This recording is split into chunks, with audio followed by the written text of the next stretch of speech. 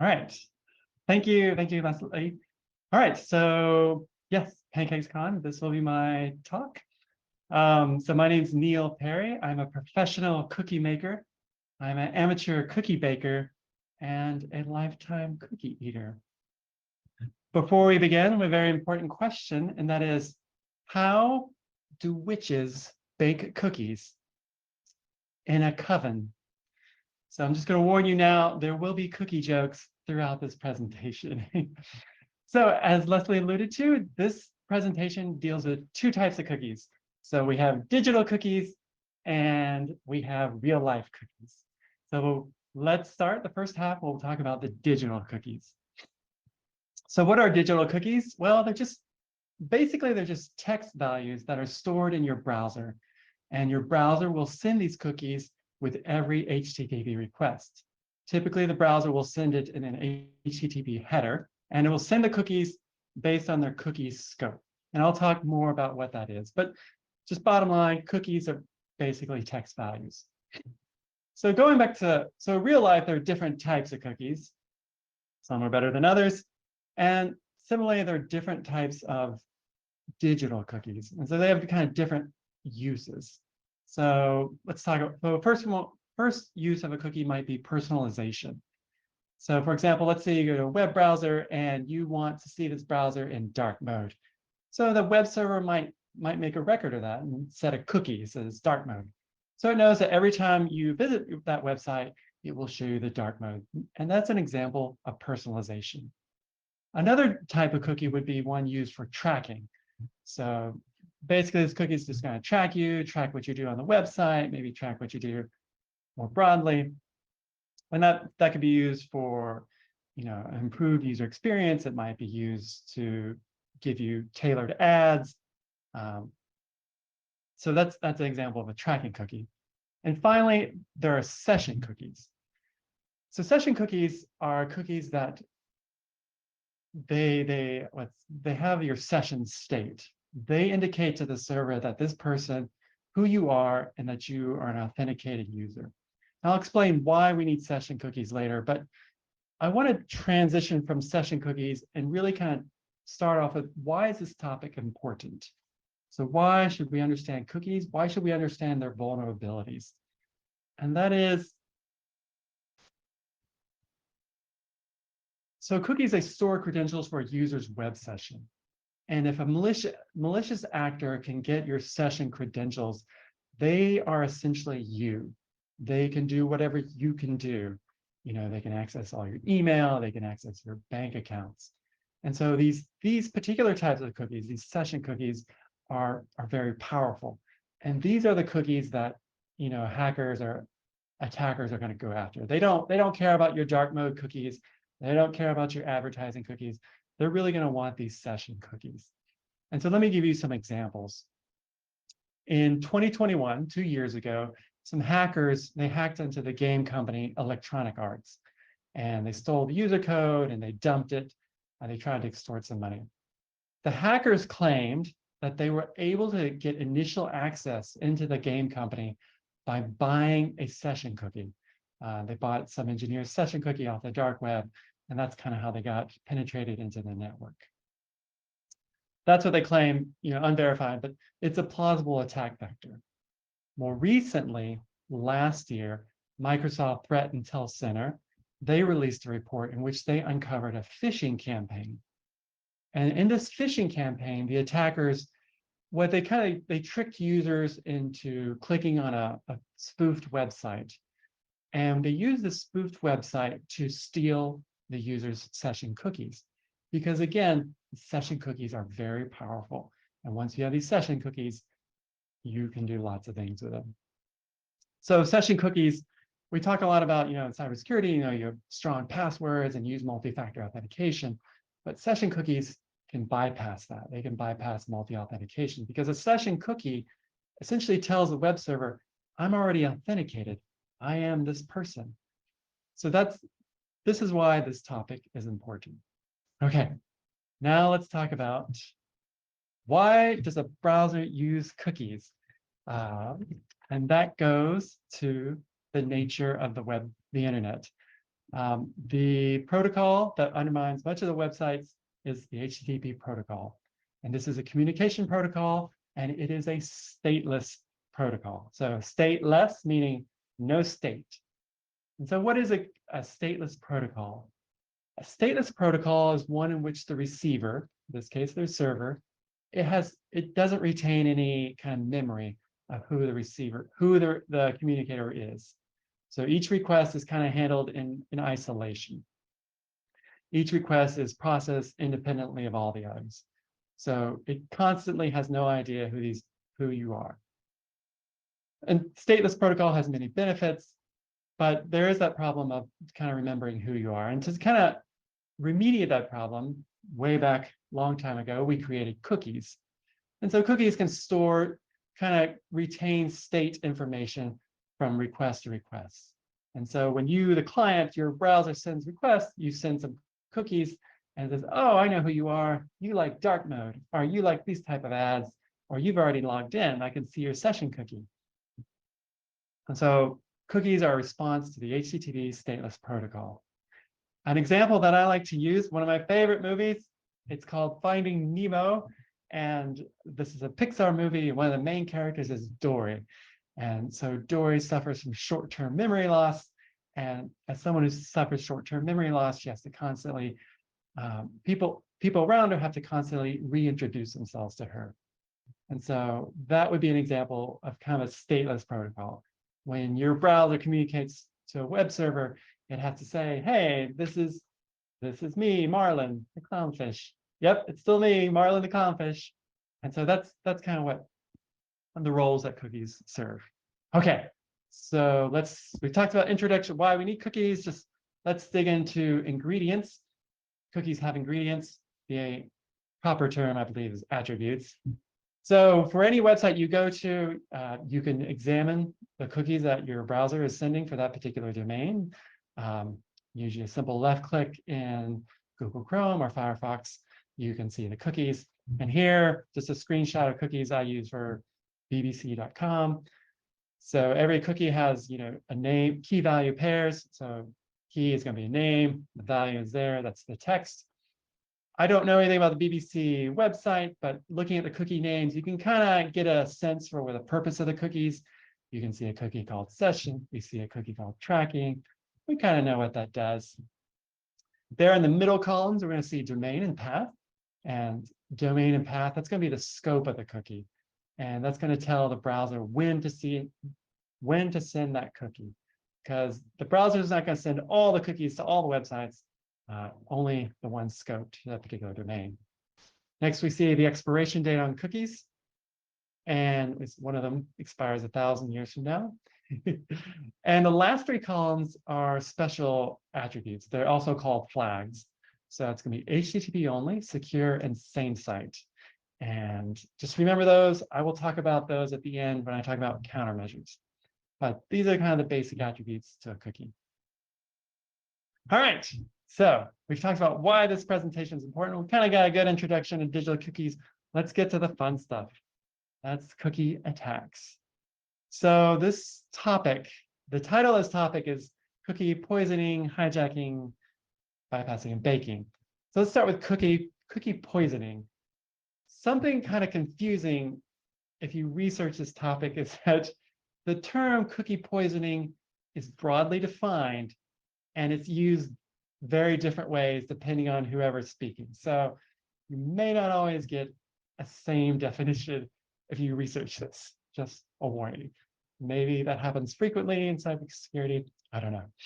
But so I'm going to start with a very narrow definition of cookie poisoning. And the narrow definition of cookie poisoning is that you're modifying the cookie to your benefit. So let's say you go to a website, example.com website, and you see the cookie sets username, and you modify your cookies as instead of username Bob, I'm going to say username admin. And maybe that works. Maybe modifying your cookie gives you admin privileges. You're able to escalate your privileges beyond what was originally intended. That's pretty rare attack. This version of cookie poisoning, it's pretty rare. Most websites are not that poorly configured, but that's the narrow definition of cookie. The next slide, we're going to talk about the broader family of cookie attacks and the definitions that go in those. So, different cookie attacks. And so to introduce this slide, I have a stock photo of a hacker, because that's how they operate. And so we have different types of cookie attacks. Cookie hijacking, session hijacking, session fixation, session forgery, and cookie jar overflow. Like I said, some of these terms overlap, and some of the attack patterns are very similar. So I'm just going to focus on the basics as opposed to like semantic distinctions among them. So we'll start with kind of cookie session hijacking. So before we talked at the beginning about session cookies, and that these session cookies store information about your session. Typically, it might be that you've logged in, that you're an authenticated user, and this cookie is going to say, hey, here's my session ID. In this slide, you can see, hey, the session ID is 12345. That is a terrible session ID. It is not random. It's easily guessed, and it would be bad. But you get the general idea. The session ID is going to be some alphanumeric string. Hopefully it's longer. Hopefully it's random. And so cookie hijacking and session hijacking are basically the same in that they're trying to get that session ID. Because once they get that session ID, the attacker can then impersonate you to the web server and start doing bad things. So here is an example from our friends at OWASP. So an attacker, eavesdrops on communications, and they're able to intercept the session ID. Maybe it's sent in plain text. Maybe they're able to guess it. And once they get that session ID, they're then able to communicate to the web server as if they were you. I do want to point out one, this is kind of non sequitur. So reading up last night on Google documentation, they talked about some of their cookies that they use in Google services. And they talk, and the links they go to protect their cookies kind of speak to the power of session cookies. And so, Google services, they actually use a broad array of cookies. And one of the cookies has your Google ID and your Google ID history. And so what Google does to secure this cookie is they will digitally sign it, and then they encrypt it. And so what they're doing is they're trying to protect their users. All right, so session hijacking, cookie hijacking, essentially it's the same kind of vector there. They're stealing that information. Man-in-the-middle attack. So this kind of goes along with the slide before about how are they able to get these session cookies, these cookies. And this goes back, so from last year, the phishing campaign that Microsoft identified, the attacker sent phishing emails. These phishing emails, they contain a link. It looks like it's a legitimate link, but it's very long and no one really reads their URLs when they click on them. And so it secretly redirects the users to a malicious website. It looks legitimate, but it's actually just a spoof. And so people see this malicious website, they don't read the URL, and they input their credentials. And these phishing campaigners, they're able to get the session cookies and then get access to the email. And that's what they were doing. They were getting access to business emails, and they're using that to spread more malware and more confusion. So the man-in-the-middle attack, that's one way to hijack cookies. Another way is our old friend cross-site scripting. You've never heard of cross-site scripting. It's a whole other world. I won't go into depth, but it's a very well-known, very powerful web vulnerability that you find in websites. This is one way of taking a user's cookies. So it's beyond the scope of this talk, but essentially an attacker injects malicious code into a website, and a user, executes it unknowingly, and the attacker is then able to get access to their cookie. And kind of vulnerability arises because web servers trust their clients. Why would a client execute malicious code on themselves, not realizing that it can be introduced or injected without their knowledge? So that's cross-site scripting. It's like man-in-the-middle. It's another way of hijacking and stealing someone's cookies. All right, what's next? Malware. Okay, so malware, again, kind of beyond the scope of this talk, but malware is another vector for stealing someone's cookies. And this is kind of interesting. I learned this from Sophos. And what they saw, I think it was last year, they saw a malware campaign in which the threats, the attackers were stealing cookies as a way of expanding their access or moving laterally. So they were already on the network. And what they were doing, they were executing Perl scripts and trying to steal cookies from people's browsers. And those cookies, they could then use to get even more access to more accounts. And I was really impressed. So at the beginning of the talk, I talked about using cookies to get initial access. But here's an example where they're using cookies to expand their access. This is so interesting to me. Anyway, okay, so we talked about cookies, hijacking, session hijacking. Session forgery is essentially where an attacker tries to guess the session ID, or they try to predict the session ID. Cookie jar overflow. So I don't talk about cookie jar overflow or fixation, but cookie jar overflow is where they try to force the browser to delete valid cookies and they inject malicious cookies. Okay, so you can practice stealing cookies legally through Portswigger's Web Security Academy. I love this academy. I started it earlier this year. So Portswigger, they're a software company.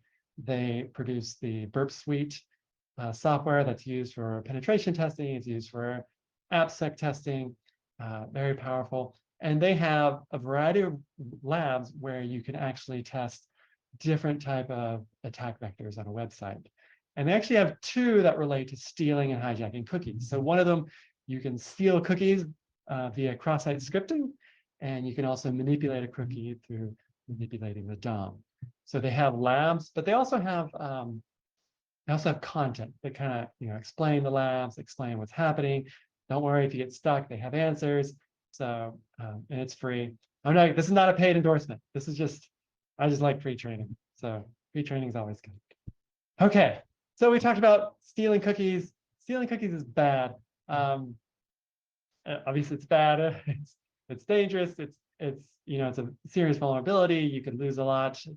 Powerful impact to your company, you personally. So how can the good guys protect their cookies? Well, first off, they can restrict access to the cookies. I don't know if you remember at the beginning of this talk, I talked about the flags. Some of the attributes of cookies are secure, HTTP only, and same site.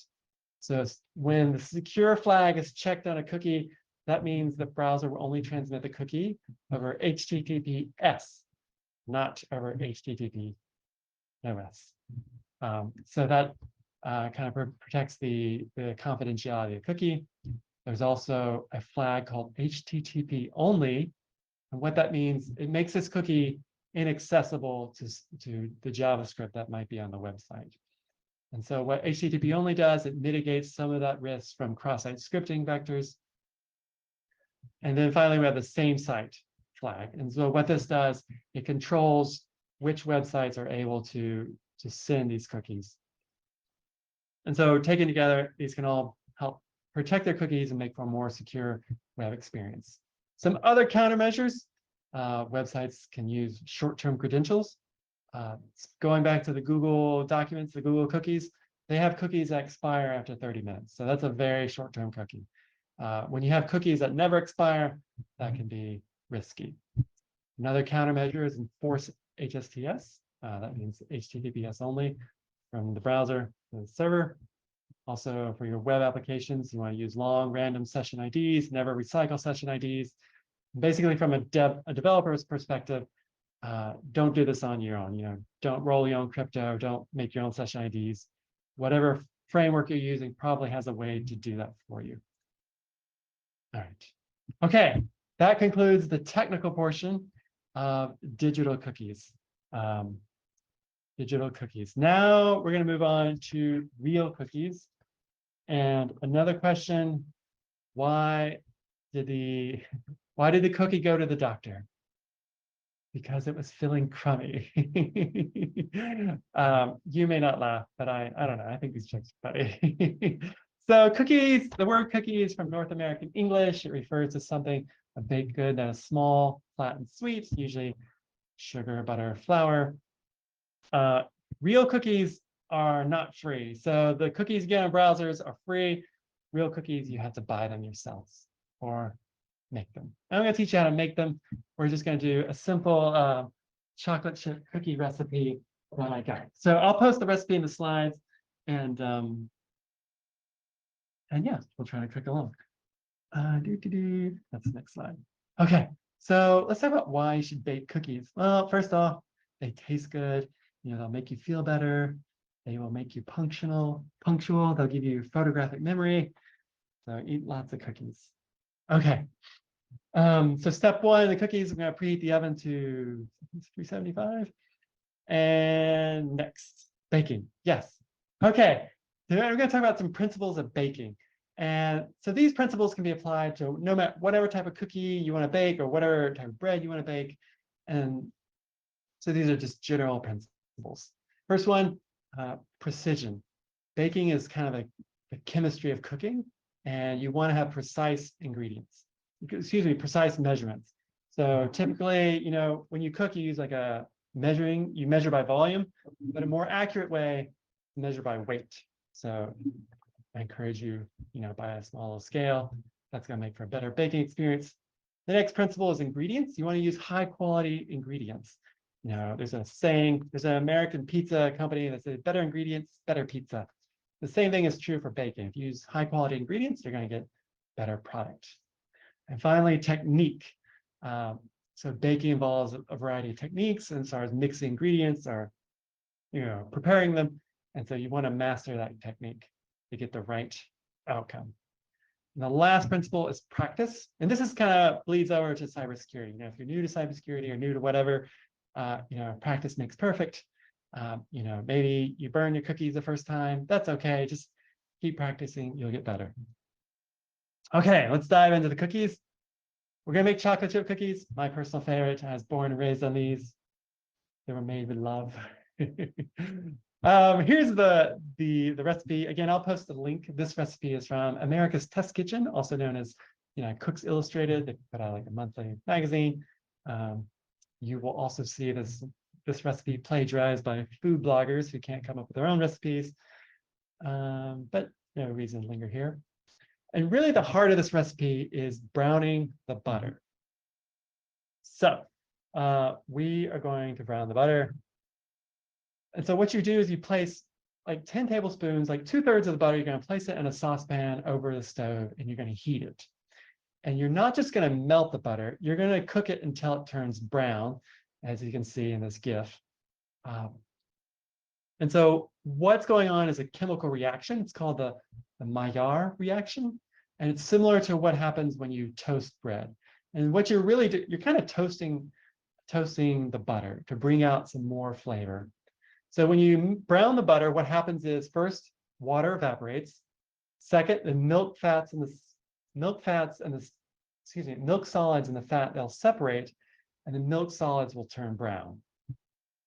And when those milk solids turn brown, that's going to make for a nuttier flavor, you know, hints of toffee, hints of butterscotch, you know, deeper, you know, better tasting cookie. So we're going to brown the butter. I already did this. I don't know if you will see this at all.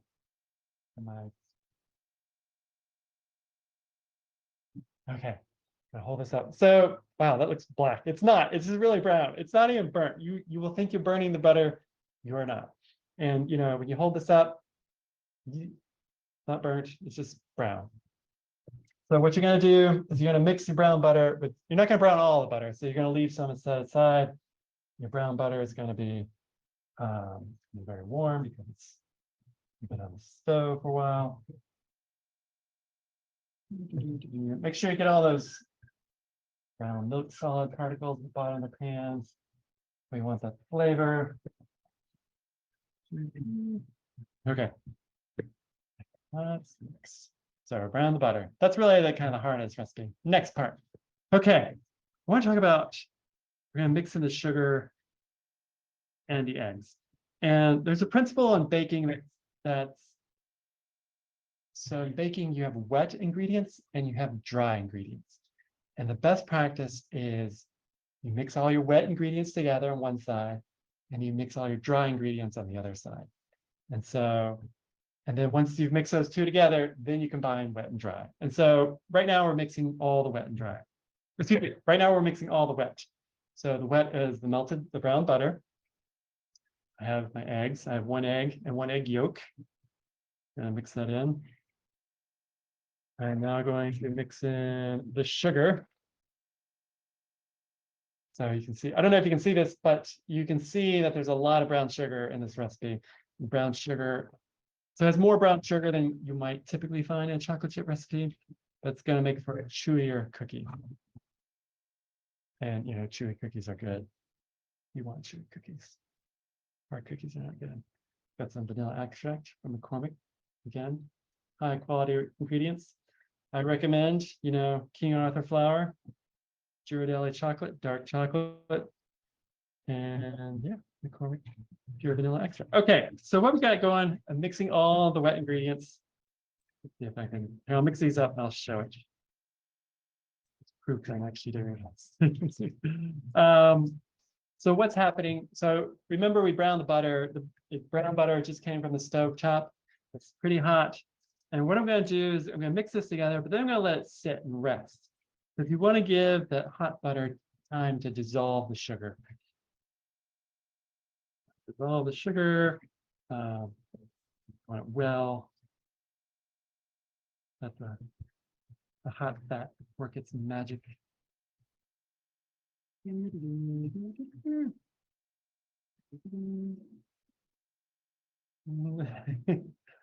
Okay. That's so we mix in the egg yolk, stir, and okay. I'm gonna be honest with you. My butter's not quite that hot because I browned it this morning. I just had a lukewarm right before this talk, but it's mostly melted everything, dissolved everything.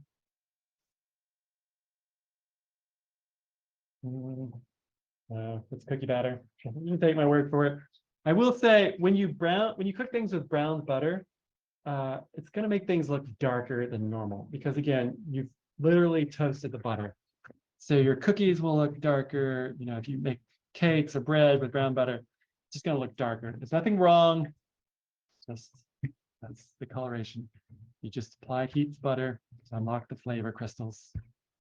There's no, there are no flavor crystals. I'm just saying things. Okay, so we mixed in all the wet ingredients. Okay, now we have our dry ingredients. Okay, hold on. Let me mix it one more time. Okay. So remember I said you mix all wet together and mix all dry together. And so here are my dry ingredients. Oh yeah, I don't know if you can see that. So what we got here, I mixed the flour and the baking soda. It's now ready to mix into that. All right. Okay. So I'm gonna mix in the flour. Rookie mistake that I've made before is you don't want to dump all the flour in at once. You just want to do like by thirds. Because if you dump all that flour at once, it's gonna be hard to mix it. And so again, that's a kind of another principle of baking, you know, the technique. You want it well mixed. You don't want like, you know, parts. You don't want like fruitcake or like clumps of butter or clumps of flour, because that's not good. I'll bite that. What's going on? Okay, so put a third of flour, another third of flour. Oh, I'm going in it focus. Yeah, I think my camera's trying to autofocus some flour. Anyway, I'm still mixing the flour. Oh yeah. Oh, I'm just looking at the chat. Thank you, Alan Miller. Yeah, so I actually so one thing about cooking, you know, baking is it is a science. But one thing I like about Cooks Illustrated, and there's actually some other blogs, and I see there's a book recommendation, is that if you really understand like what's going on, you know, why you do things, then that will make you a better baker. You know, it'll kind of give you the freedom to like ad lib because you'll know why do we toast the butter or why do you toast nuts or why do you mix wet and dry. So I don't know. I'm always kind of interested in why do we do this? And once you understand, oh. go on and finish your own recipes. Okay, here just mixing the last of dry ingredients, taking a long time. Don't eat cookie dough. I'm supposed to say that legally, but to be honest, I've eaten a lot of cookie dough in my life. So I don't know, maybe it's helped me, maybe it's held me back. Okay, so we're talking about we're getting ready to cook. We preheated the oven to 375. We're going to pull out a cookie baking sheet. Recommend, for your baking sheet, recommend lining it with either parchment or aluminum foil. You don't want to do PAM or nonstick spray because that nonstick spray might interfere with the baking process. It might make the cookie runny, or you don't want to mess with that. Yeah, that's nice. Oh, last part, the chocolate chips. Blur. Pasteurize the eggs. Thank you. Okay, I got the chips. I strongly recommend dark chocolate, 60%. I grew up eating semi-sweet chocolate chip cookies, and listen, semi-sweet chocolate tastes like wax. It's just gross. No offense if you like semi-sweet chocolate. It's weird, I guess. I don't know. But again, highly recommend dark chocolate. You can actually taste what you're eating. Okay, I got the cookie there. Bam. Ta-da. That's cookie dough.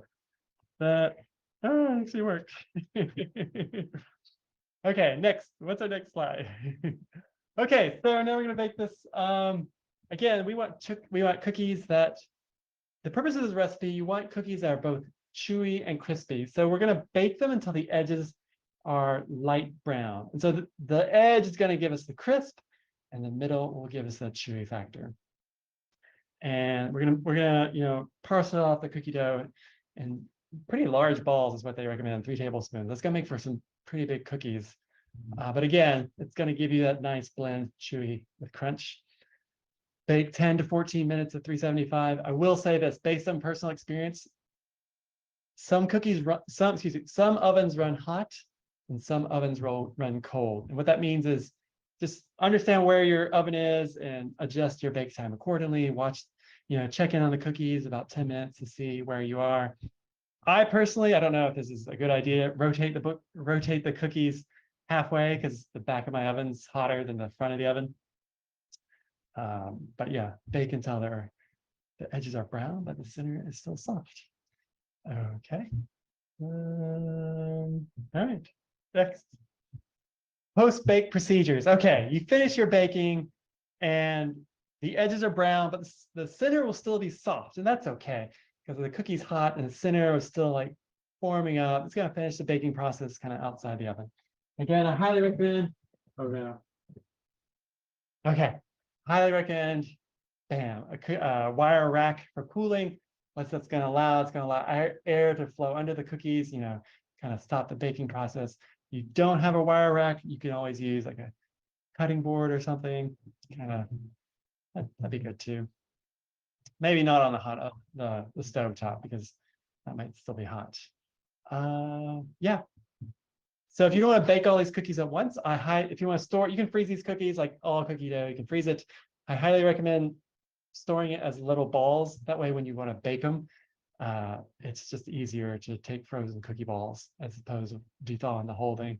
That way you can, I just want to have one cookie today. And you take one frozen cookie ball, pop it in your oven, your toaster oven, bam, you're good to go. Okay, that's it. Oh, one more question. How do German cookies say hello? Gluten Tag. Anyway, that's yes.